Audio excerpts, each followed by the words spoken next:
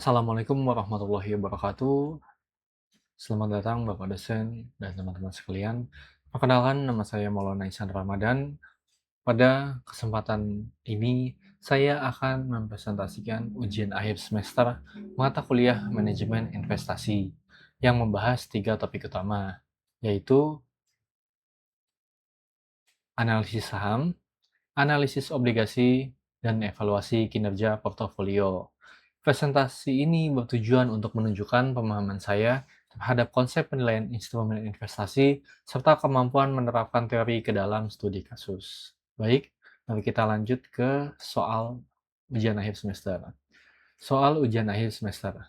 Pada ujian akhir semester ini terdapat tiga permasalahan utama yang dianalisis. Pertama, analisis saham, yaitu menghitung nilai intrinsik saham menggunakan Gordon Growth Model dan membandingkannya dengan harga pasar. Kedua, analisis obligasi, yaitu menunjukkan harga wajar obligasi dan mengklasifikasikannya sebagai obligasi premium atau diskon. Ketiga, evaluasi kinerja portofolio dengan menggunakan indeks Sharpe dan indeks Jensen untuk menilai apakah manajer portofolio telah bekerja dengan baik. Selanjutnya, saya akan membahas masing-masing poin secara bertahap. 1. Analisa saham. Pada bagian pertama, dilakukan analisis saham menggunakan model pertumbuhan konstan atau Gordon Growth Model. Diketahui bahwa perusahaan baru saja membagikan dividen sebesar Rp2.000 per lembar. Investor mengharapkan dividen tersebut tumbuh secara konstan sebesar 10% per tahun, dengan tingkat pengembalian yang disyaratkan sebesar 15%. Langkah pertama adalah menghitung dividen tahun depan, yaitu dividen saat ini dikalikan dengan 1 ditambah tingkat pertumbuhan sehingga diperoleh dividen tahun depan sebesar Rp2.200. Selanjutnya, nilai intrinsik saham dihitung dengan rumus Gordon Model, yaitu dividen tahun depan dibagi selisih antara tingkat pengembalian yang diisyaratkan dan tingkat pertumbuhan dividen. Hasil perhitungan menunjukkan bahwa nilai intrinsik saham adalah Rp44.000 per lembar. Harga pasar saham saat ini diasumsikan sebesar Rp45.000 per lembar. Jika dibandingkan, harga pasar lebih tinggi daripada nilai intrinsiknya. Kondisi ini menunjukkan bahwa saham berada dalam keadaan overvalue. Artinya, harga saham di pasar sudah lebih mahal dibandingkan nilai wajarnya berdasarkan kemampuan saham tersebut menghasilkan dividen di masa depan. Dalam kondisi seperti ini, investor berpotensi memperoleh return yang lebih rendah dibandingkan tingkat pengembalian yang diisyaratkan, sehingga risiko investasi menjadi kurang sebanding dengan keuntungan yang diharapkan. Oleh karena itu, saham ini tidak direkomendasikan untuk dibeli dan lebih tepat untuk dijual atau dihindari sampai harga pasar mendekati atau berada di bawah nilai intrinsiknya. Selanjutnya, mari kita masuk ke analisis obligasi. Pada poin kedua, dilakukan analisis terhadap obligasi. Diketahui bahwa obligasi memiliki nilai nominal Rp10 juta, jangka waktu 5 tahun, dan tingkat bunga kupon 12% per tahun yang dibayarkan secara tahunan.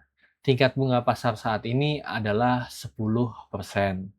Harga wajar obligasi dihitung dengan pendekatan nilai sekarang, yaitu menjumlahkan nilai sekarang dari seluruh pembayaran kupon dan nilai nominal obligasi pada saat jatuh tempo. Karena kupon bersifat tetap, maka perhitungan dapat disederhanakan menggunakan rumus anuitas untuk menghitung nilai sekarang kupon.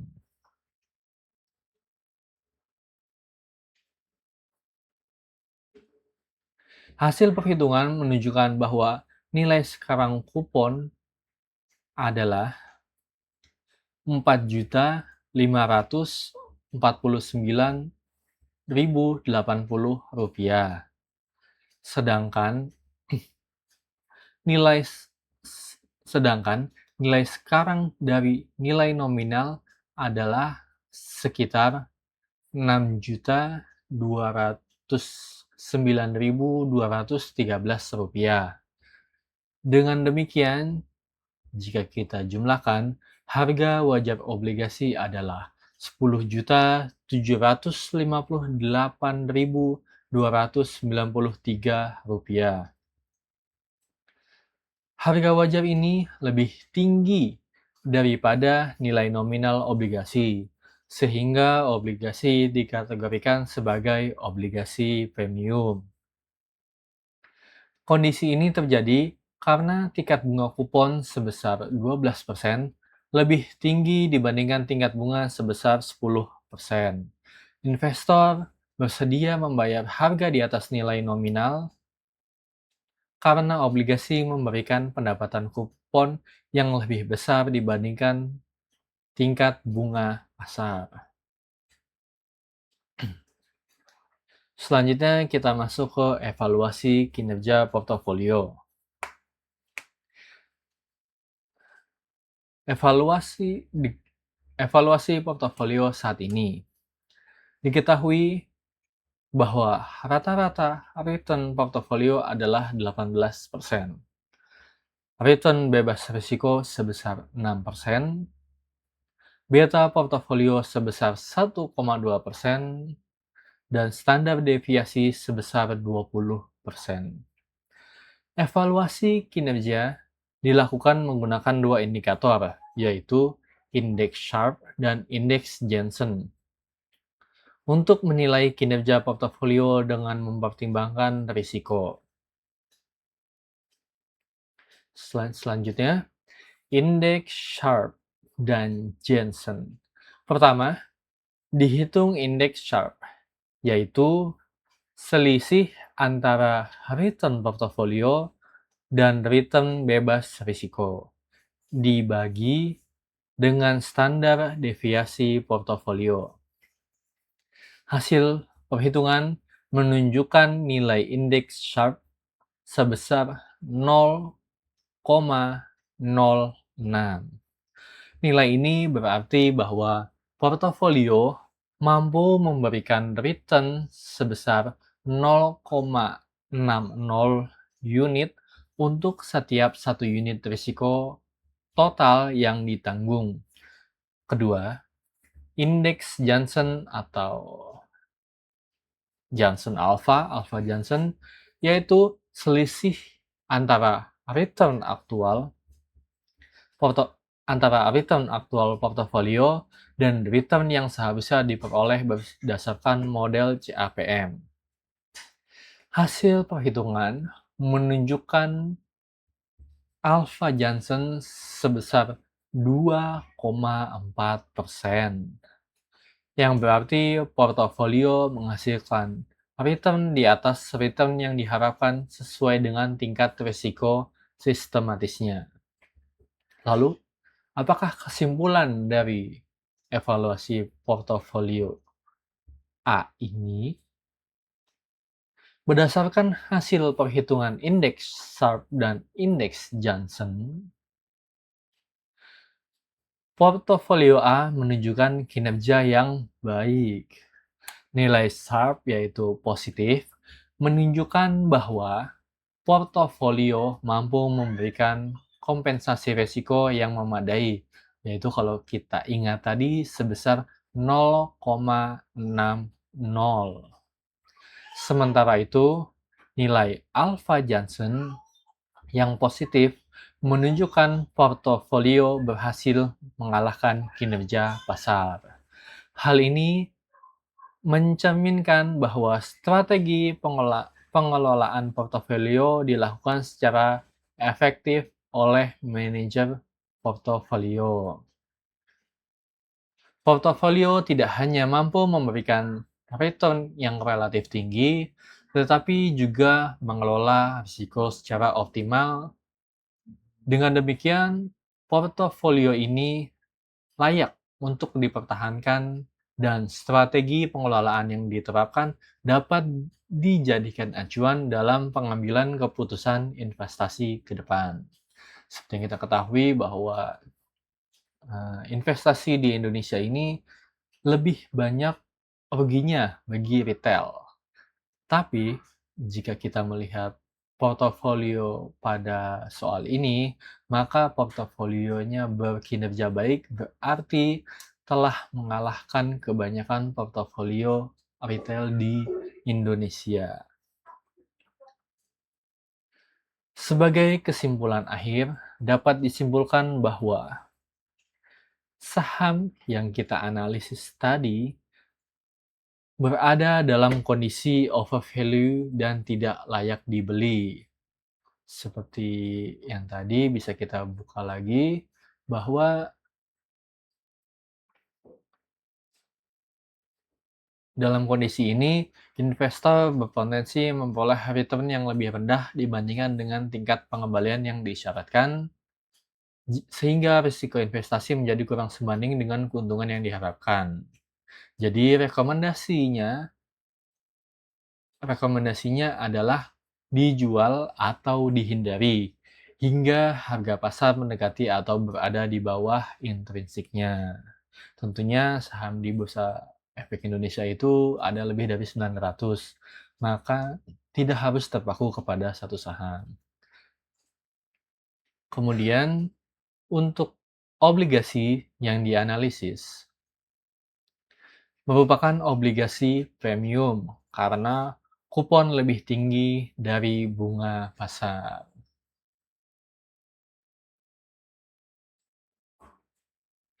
Portofolio A menunjukkan kinerja yang baik dari analisis yang telah kita tuangkan tadi. Portofolio A menunjukkan kinerja yang baik dan berhasil mengalahkan pasar. Hal ini menunjukkan bahwa manajer portofolio telah bekerja dengan baik dalam mengelola dana investor.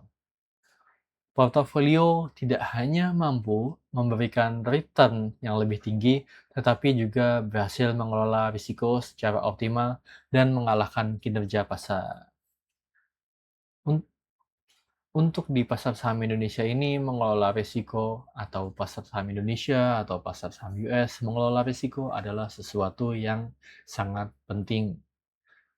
Jangan terpaku kepada keuntungan saja, tetapi kita harus memiliki pengendalian resiko atau dapat mengelola resiko. Ketika kita masuk kepada suatu saham, kemudian saham tersebut turun tidak sesuai dengan harapan kita, maka kita harus disiplin atas risiko yang sudah kita buat.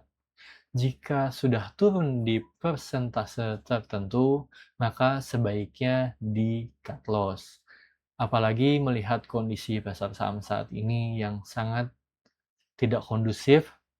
Kemarin sudah berada di level tertinggi, all-time high-nya berada di level 9 ribuan.